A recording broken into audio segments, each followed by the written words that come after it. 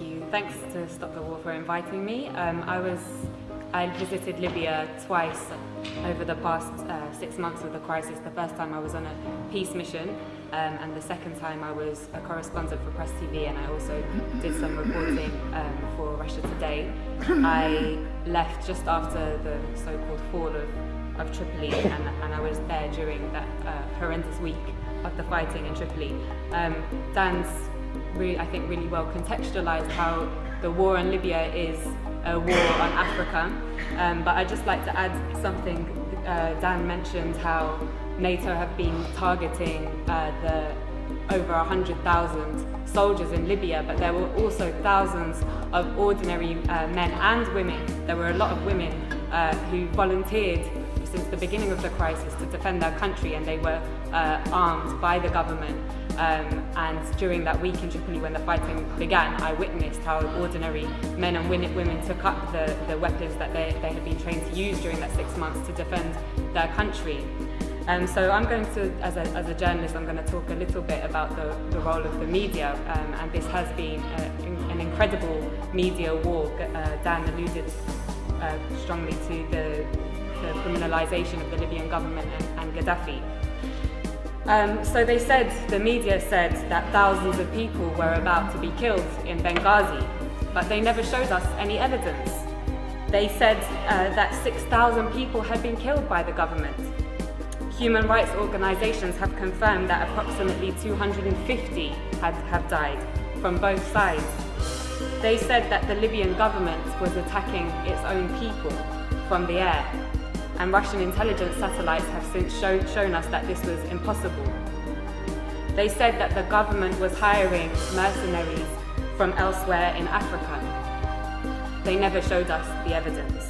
Instead, we saw the videos of black Libyans and other black Africans being lynched in public squares by NATO's ground troops, the rebels, with scores of people filming on their mobile phones and Western special forces looking on.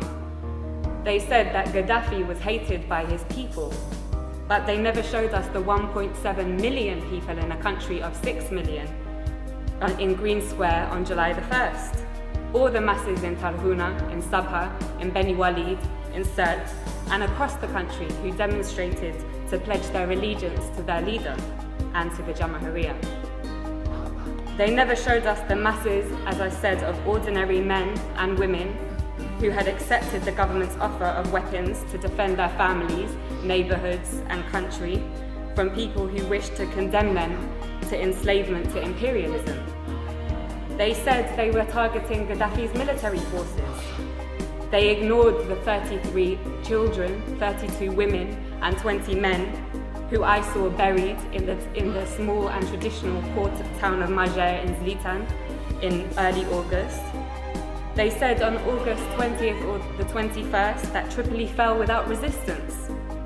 But they didn't tell us that in 12 hours alone, 1,300 people were massacred in that city and 900 were injured. They said that Tripoli fell without resistance and that Saif al-Islam had been arrested and captured, and that Gaddafi's compound Bab al-Ziza was taken by the rebels.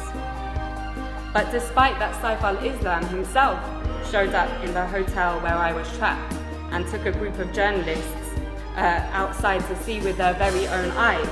They didn't show us the thousands of people filling Bab al-Ziza and the streets of Tripoli waving the green flag on the night of August the 22nd. They said that Tripoli fell without resistance. But they didn't show us that in the 24 hours after those journalists from all the West's major networks had seen that site, that Bab al-Ziza alone was pounded 63 times with NATO bombs.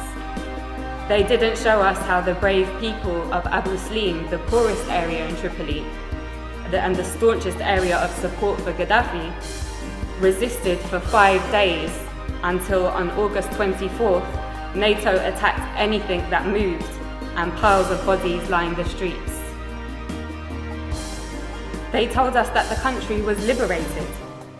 6 weeks later, the rebels have conceded that they won't be able to move their headquarters to the capital. So, Gaddafi, mass murderer, hated by his people so much that they would beg NATO to bomb their own country, hated so much that the capital city fell without resistance.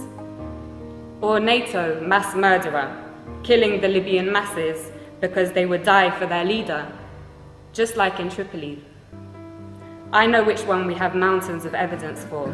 In fact, there is so much evidence that even the Conservative Party's own mouthpiece, The Telegraph, has been unable to hide from it.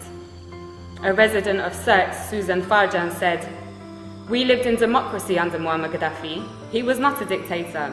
I lived in freedom. Libyan women had full human rights. It isn't that we need Muammar Gaddafi again, but we want to live just as we did before." In the same article, 80-year-old Mabruka says, "Life was good under Gaddafi. We were never afraid." Again, in the same article, another elderly lady says, "They are killing our children. Why are they doing this? For what? Life was good before." And yet another says, "Everyone loves Gaddafi, and we love him because we love Libya. Now the rebels have taken over, we might have to accept that. But Muammar will always be in our hearts." Now all cards are on the table. Leaving the Rixos hotel where I had been trapped for 5 days was the most surreal and probably the worst day of my life. It was a bad day. The safe, secure, welcoming city, full of life and warmth that I had driven through days previously had transformed.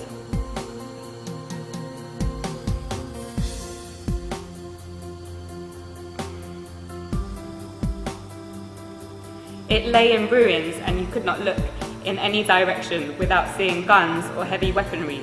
Many people had gone into hiding, been killed, and thousands of others had fled. Libya reached a point, as Dan said, of having the highest standard of living in Africa, a high level of literacy, universal healthcare and free university education, a high status for women in society and the greatest degree of equality for the large black population in the whole of North Africa and the Middle East. Those 40 years of revolutionary achievements have now been reversed.